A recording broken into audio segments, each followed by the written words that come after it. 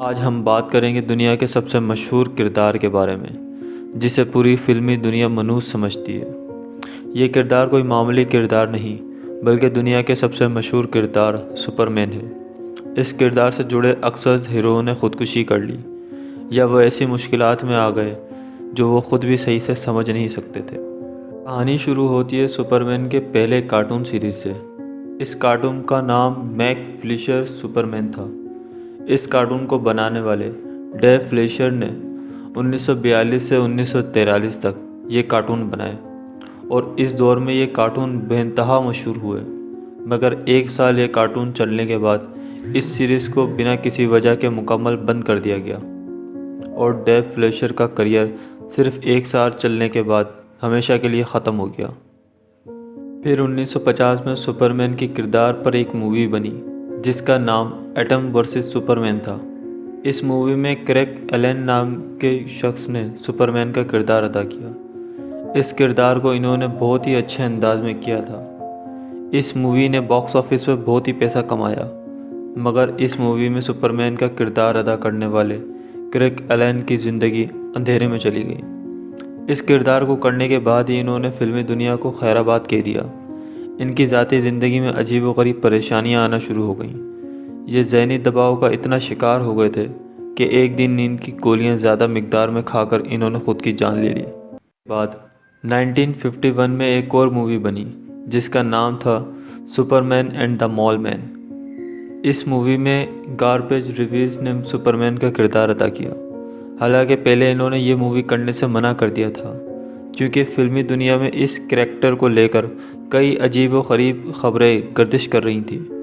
लोग इस किरदार को मनहूस समझ रहे थे, मगर फिर गार्बेज रिव्यूज़ ने इस मूवी को करने की हामी भरी और यह मूवी 1951 में पर्दे पर आई।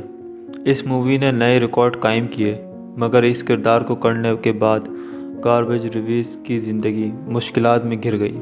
इनकी अपनी कंपनी जो थी वो बैंकरप्ट हो गई। ये इस सदमे को बर्दाश्त नहीं कर सके और एक रात खुद को सर पे गोली मारकर खुद की जान ले ली। इस मूवी का अगला शिकार ली आउगली नामी बच्चा बना। इस बच्चे ने सुपरमैन का बचपन का किरदार अदा किया था, मगर फिर अचानक 17 साल की उम्र में पुरस्रार तौर पर इसकी जान चली गई, जिसे आज तक कोई समझ नहीं पाया। इसके बाद 1980 में सुपरमैन 2 और सुपरमैन 3 के नाम से मूवी आईं। इस मूवी में क्रिस्टोफर रेविस ने सुपरमैन का किरदार अदा किया। यह मूवी सुपरहिट गई। उसने बॉक्स ऑफिस पर नए रिकॉर्ड कायम किए। इस दौर की सबसे मकबूल तरीन मूवी रही है, मगर क्रिस्टोफर रेविस की ज़िंदगी तबाही की तरफ आती गई। सबसे पहले इनकी ज़ाती ज़िंदगी मुतासिर हुई।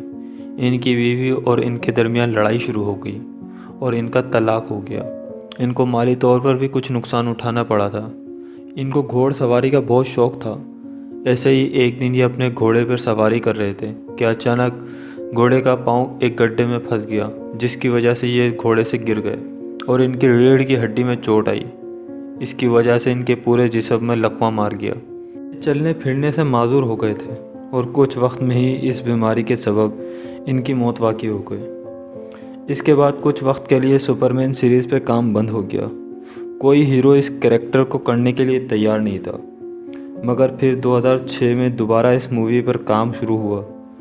इस मूवी में सुपरमैन का किरदार ब्रेंडन रॉथ ने अदा किया। इनको भी कई मुश्किलात का सामना करना पड़ा।